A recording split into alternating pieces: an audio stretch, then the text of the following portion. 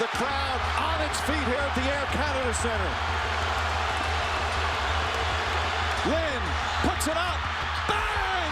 Jeremy Lin from downtown. This was February 14th, 2012, the peak of Linsanity. For a moment back then, it seemed like the Knicks finally had their best point guard since Stephon Marbury, maybe even their best since Isaiah Thomas. But Jeremy Lin's short stretch over 10 years ago goes down as one of the few euphoric moments in recent Knicks history. It's been a long time since the Knicks had a good point guard, with a long list of busts, just another guys, underwhelming young players, restoration projects, players past their primes, and more busts. But guess what?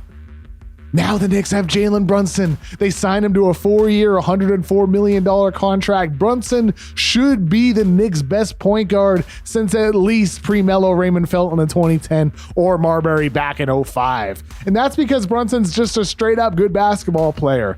He averaged 21 points on 59% true shooting last season with 7.4 assists to only 2.1 turnovers. And that was over 10 games while Luka was out in December, just to give you a taste of what he can do when he's the full-time point guard. And by the playoffs, he was averaging 21.6 points, and they wouldn't have even made the West Finals without him. He's a good player who's about low turnovers, high assists, solid scoring efficiency. With Brunson, there's quicker scorers, bigger scorers, ones with tighter handles, but he plays bigger than his body, playing with a blend of power with slick footwork to get to his spots.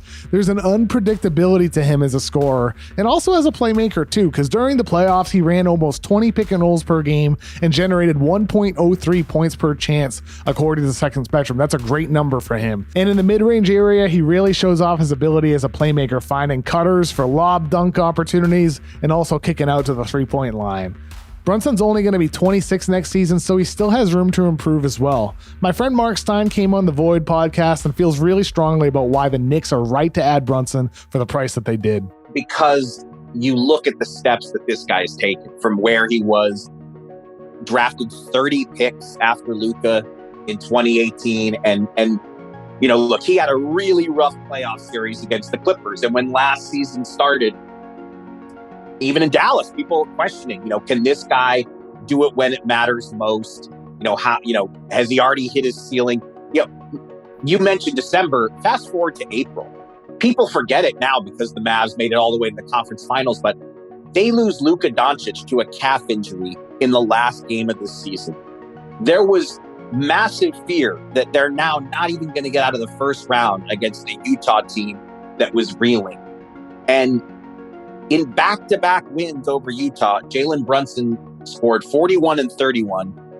At least one of those games, maybe both. I don't think he had a single turnover. Maybe both. I don't remember it exactly. But at least one of those games, not a single turnover. I mean, he, for a guy who supposedly couldn't get it done in the playoffs, he won them 2 games. They don't win that series. Luka doesn't play until game 4. Or was it game 5? They don't win that series without Jalen Brunson basically putting them in the lead. So, I think he will continue to improve because, I think the guy just lives the sport, lives the game. During the 2021 season under Rick Carlisle, Brunson tried only 2.4 isolations per game compared to more than double 4.9 this past season under Jason Kidd. And that average soared to over 10 during the playoffs, and he still continued to flourish with a higher volume. For Brunson, he was scoring all over the court from mid-range, and that's where his shiftiness and craft make him a threat to hit pull-ups, and he also shoots a higher percentage than anyone in the NBA on floaters. When he isolated, you put it all together, he scored an excellent 1.1 points per chance, according to Second Spectrum. So for Brunson, he's going to be about the 50th highest paid player in the league this coming season. That seems like a fair number. Marc Stein agrees. Spot-Track has a great listing of point guard salaries. If Jalen Brunson, his new contract would have placed him about 15th in the league based on this season's salaries. Like, it's a very expensive position, and there are many more point guards that are making more than 25 mil. And I think Jalen Brunson, based on his play this past season, has earned that figure. And, look, he's going to have to prove it. He's going to have to go to New York and deliver. There's going to be a lot of pressure on him. But, I don't know how you feel. I do not see that as an outrageous number.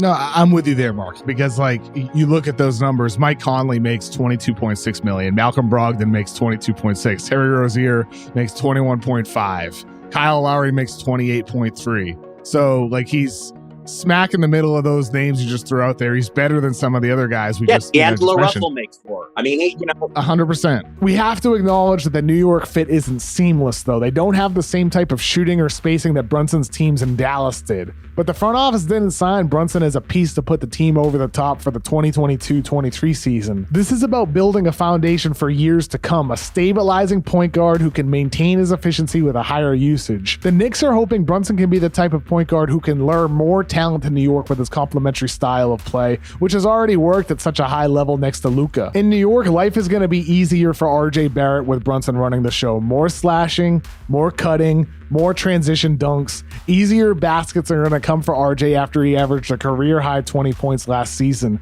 And we know he's had plenty of ups and downs creating shots for himself, but now he's going to have the best setup man of his entire career. Brunson should be developmental adrenaline for this young group with RJ, Quickly, Toppin, Cam Reddish, Mitchell Robinson, Quentin Grimes, all under 25 years old, and plus they have the newly signed Isaiah Hartenstein. With extra first-round draft picks following their series of draft night trades, their front office is equipped to build with a young roster and wait for a star. So maybe if someday the day comes that a star chooses New York, or if RJ blossoms into a star himself, Brunson has already proven his ability to be an effective second or third option. Of course, those are big ifs. The Knicks have been wishing for a star for years already. But maybe Brunson's the player who can help them get closer to getting one. You know, the Knicks know that Jalen Brunson alone is not going to point this team towards the Eastern Conference elite. They need more. But the Knicks need a point guard.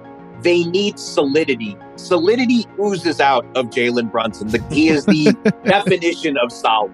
I'm obviously a fan. I've got to see him up close, got to see this kid's development. I mean, yes, he's got defensive deficiencies. He's a small guard.